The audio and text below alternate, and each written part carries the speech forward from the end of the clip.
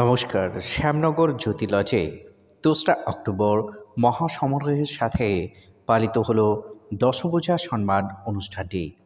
পুরো অনুষ্ঠানটির পরিচালনা করেন জীবন সাথী বিকাশ ফাউন্ডেশনের কর্ণধার স্বাতী রয় মিত্র, শাশ্বতী দাস ও প্রতিবেশী সোশ্যাল অর্গানাইজেশনের কর্ণধার সৌমিক গাঙ্গুলি। পুষ্পঞ্জি ও উদ্বোধনী সঙ্গীতের মাধ্যমে অনুষ্ঠানের শুভারম্ভ হয়।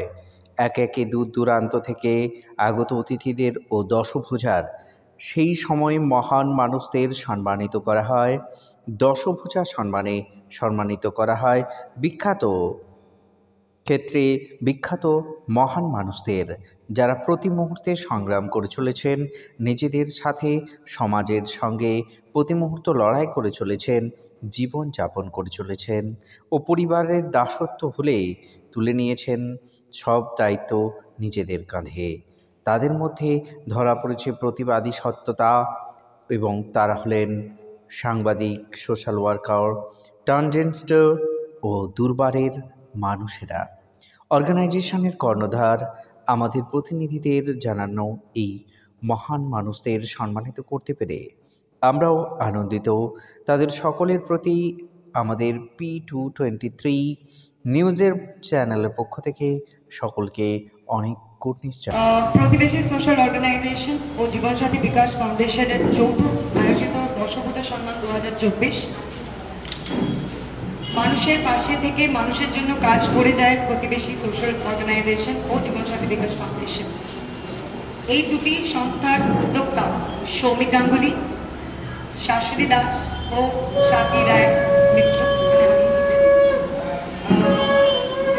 নিজেরা যেমন মানুষের পাশে থেকে মানুষের জন্য কাজ করে যান, তেমন যারা সমাজে নিজেদের জীবনে নানান সংগ্রাম করে জীবনে এগিয়ে চলেছেন এবং নিজেদের কাজ এবং চেষ্টার দ্বারা সমাজে নিজেদের জীবনযাত্রার অন্যান্য মাত্রা রেখেছেন, সেরূপ বিশিষ্ট নারীদেরকে সৌমিক গাঙ্গুলি, শাশ্বতী দাস ও স্বাতী রায় মিত্র দশভূজা সম্মানে সম্মানিত করবেন।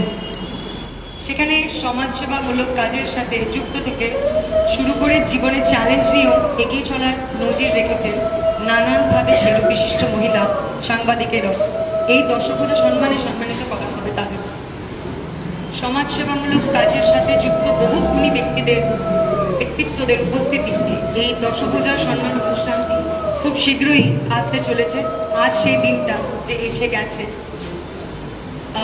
এই উদ্যোক্তার প্রধান কর্ণধার হচ্ছেন আমাদের খুব প্রিয় সৌমিক গাঙ্গুলি। এদিন বিনামূল্যে চক্ষু পরীক্ষা শিবিরেরও আয়োজন করা হয়েছে, যেটা উপরে চলছে অলরেডি। যে কাজটিরও খুব প্রশংসা করে সবাই অলরেডি, বিকজ বিনামূল্যে চক্ষুদান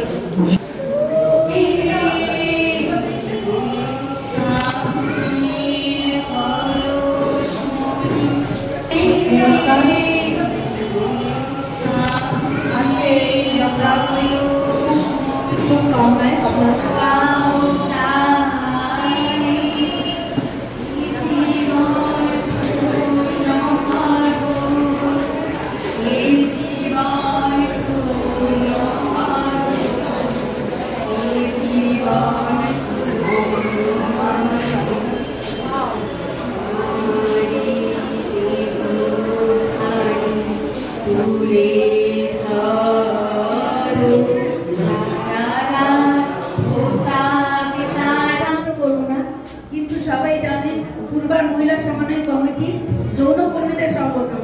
অবশ্য যৌনকর্মী বললে অনেকের দৃষ্টিভঙ্গিটা একটু আলাদা রকম হয়ে যায়, কিন্তু একটু চিন্তা করে দেখবেন যৌনকর্মীরা শুধু যৌনকর্মীদের নয়, তাদের সন্তানকে মানুষ করার জন্য এই পেশা করেন এবং পিছিয়ে পড়া জনগোষ্ঠী, ঝুমুর, নাচনি এবং সবকদের নিয়েও ভাবে, মানে পৃথিবীর যেখানে যত পিছিয়ে পড়া জনগোষ্ঠী আছে প্রত্যেকের কথা ভেবে তিনবার গতিতে এগিয়ে চলেছে। আজ 29 বছরে পা দিয়েছে। আর যৌনকর্মীরা যে দুর্গাপুজো করছে, যাকে পাড়ার কোনো ক্লাব অঞ্জলি দিতে দিত না এই যৌনকর্মীদের, আমরা সেটা লড়াই করেছি সুপ্রিম কোর্ট থেকে। এই জায়গাটুকু আদায় করে দুর্গাপুজো করছি, সেখানে শ্রমিকের অধিকার এবং পেশার স্বীকৃতি আদায়ের চেষ্টা করা হচ্ছে। তাই সবার কাছে আমাদের একটাই অনুরোধ, আমি নেমন্তন্ন পত্র দিয়ে আসবো, কিন্তু প্রত্যেকে এই মঞ্চে যারা আছেন প্রত্যেকের নেমন্তন্ন নিল যৌনকর্মীদের দুর্গাপুজোয় আপনারা সবাই উপস্থিত থাকবেন, আনন্দ করবেন। আর এই দুর্গা পুজো 12 বছর পূর্ণ হবে এবার।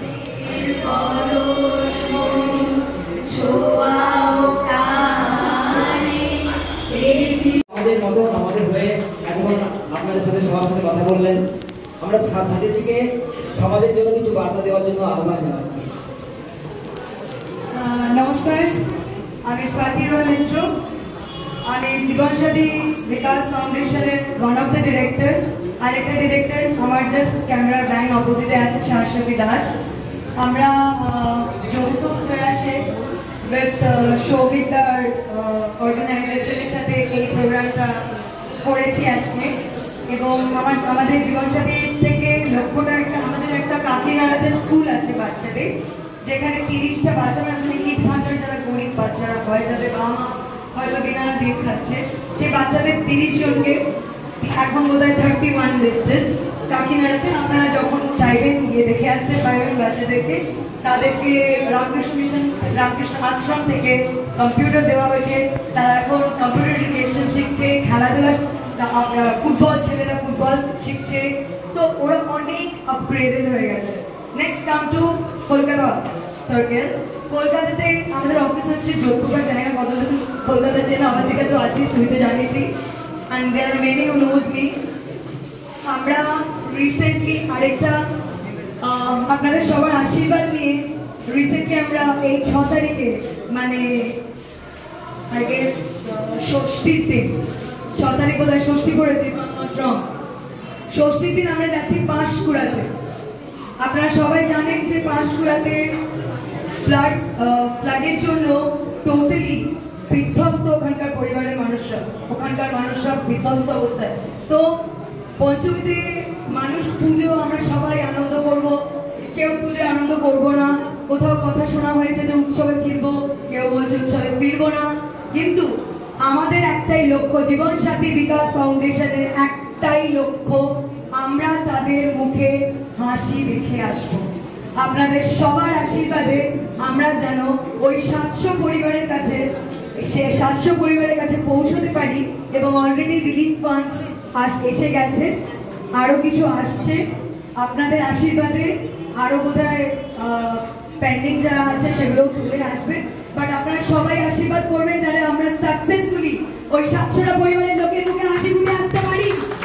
আমরা যেন তাদেরকে পুজোতে তারা যেন জামা কাপড় দিয়ে আসতে পারি, খাবার যেটা পাচ্ছে না দিয়ে আসতে পারি। বিশেষ করে মহিলারা, আপনি এখানে অনেক মহিলারাই আছেন, লজ্জা তো বলে এটা কোনো লজ্জার বিষয় নয়।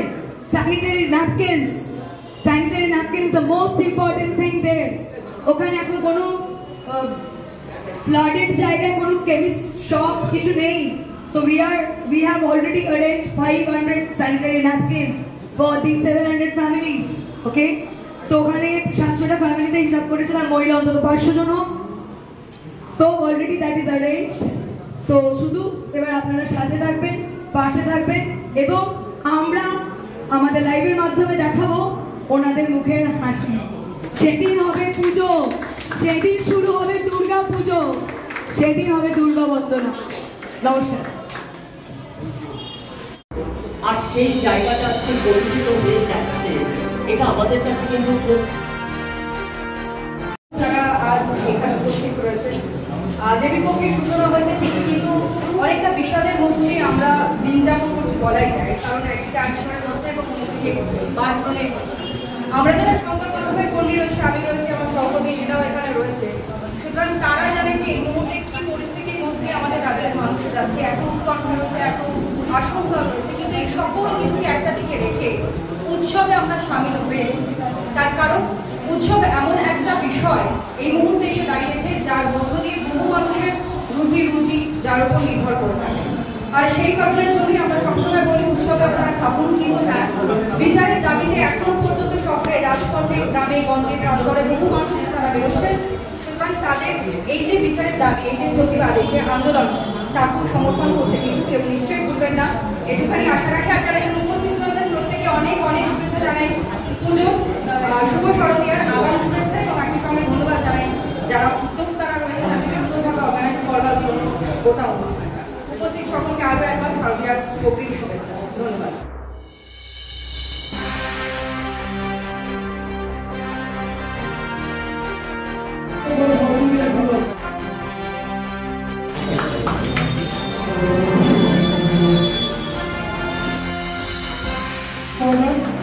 একটু করতালের মধ্যে দিয়ে সহযোগিতা করুন, আমাদের সময়টা খুব সীমিত, তাই সবাইকে এখানে আজকে প্রতিবেশী সোশ্যাল অর্গানাইজেশন নামক একটি সংস্থা আমাদের আমন্ত্রণ করেছিলেন এবং আমাদের রূপান্তরকামী নাগরিক যারা অ্যাক্টিভিস্ট আছেন তাদের আমন্ত্রণ করেছিলেন এবং সেই গুরু দায়িত্ব তার মধ্যে আমাকে দেওয়া হয়েছে যে এখানে এবং সাথে জীবন শক্তি বিকাশ ফাউন্ডেশনের একসাথে যৌথভাবে। তো এখানে আমি অনুরাগ মৈত্রী, একজন গণ আন্দোলন কর্মী, শিল্পী এবং আমি বিভিন্ন ইন্টারন্যাশনাল একাডেমিকের আন্ডারে লিঙ্গ শিক্ষা জেন্ডার স্টাডিজ বিষয়ক রিসার্চ অ্যাসিস্ট্যান্ট হিসেবে কাজ করি এবং দীর্ঘদিনের এলজিবিটি আন্দোলন এবং গণ আন্দোলনের কর্মী। আমার সাথে আছেন আচার, আচারকে দেখে নেব, সোশ্যাল অ্যাক্টিভিস্ট এবং মডেল আছেন দেবিকা বড়ুয়া, সোশ্যাল ইনফ্লুয়েন্সার এবং কবি আছেন সোমনাথ বারুই, সোশ্যাল ওয়ার্কার এবং শাস্ত্রীয় নৃত্যশিল্পী, ক্লাসিক্যাল ডান্সার আর সোশ্যাল ওয়ার্কার।